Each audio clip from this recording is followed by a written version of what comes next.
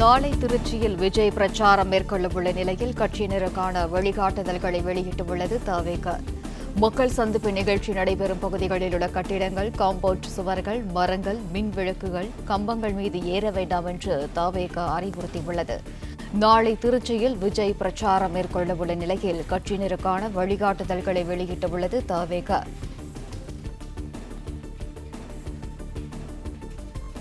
கொடிக்கம்பங்கள் சிலைகள் ஏதேனும் இருந்தால் அதனை சுற்றி அமைக்கப்பட்டுள்ள பாதுகாப்பு கிரில்லில் அருகில் செல்வதை தவிர்க்க வேண்டும் என்றும் அறிவுறுத்தியுள்ளது. நாளை திருச்சியில் விஜய் பிரச்சாரம் மேற்கொள்ளவுள்ள நிலையில் கட்சியினருக்கான வழிகாட்டுதல்களை வெளியிட்டுள்ளது தவேக. மக்கள் சந்திப்பு நிகழ்ச்சி நடைபெறும் பகுதிகளில் உள்ள கட்டிடங்கள், காம்பவுண்ட் சுவர்கள், மரங்கள், மின் விளக்கு கம்பங்கள் மீது ஏற வேண்டாம் என்றும் அறிவுறுத்தியுள்ளது. கூடுதல் விவரங்களை வழங்குகிறார் செய்தியாளர் மகேந்திரன். வணக்கம். விவரங்கள்.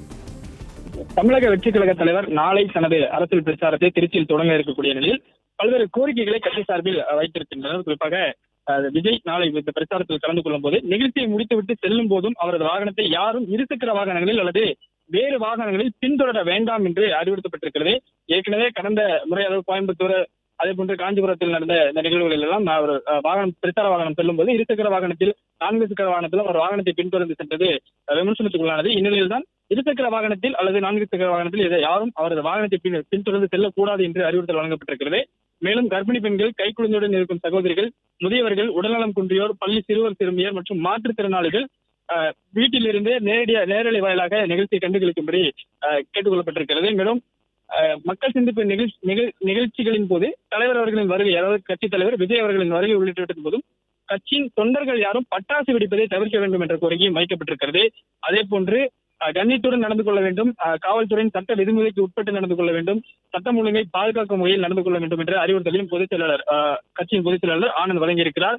மேலும் நீதிமன்றத்தின் உத்தரவின்படி தேசிய நெடுஞ்சாலைகளிலும் பிற சாலைகளிலும் நெடுஞ்சாலை இதர சாலைகளிலும் இருபுறங்களிலும் பிளக்ஸ் பேனரோ, அலங்கார வளைவுகளோ அல்லது கொடி கட்டப்பட்ட கம்பிகளோ உரிய அனுமதி பெறாமல் வைக்கக்கூடாது என்பதை கட்சி நிர்வாகிகள், தொண்டர்கள் உரிய முறையில் பின்பற்ற வேண்டும் என்ற அறிவுறுத்தலும் வழங்கப்பட்டிருக்கிறது.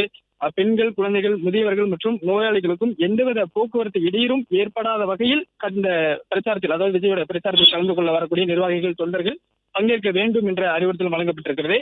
மேலும் காவல்துறையின் விதிகளுக்கு உட்பட்டு நடந்து கொள்ள வேண்டும் என்ற அறிவுறுத்தலும் கட்சி சார்பில் வழங்கப்பட்டிருக்கிறது. அது மட்டுமின்றி மக்கள் சந்திப்பு நிகழ்ச்சிகள் முடிந்தவுடன் அனைவரும் அமைதியான முறையில் யாருக்கும் எவ்வித இடையூறும் இல்லாமல் திரும்பி செல்ல வேண்டும் அறிவுறுத்தலையும் கட்சி சார்பில் வழங்கியிருக்கின்றனர்.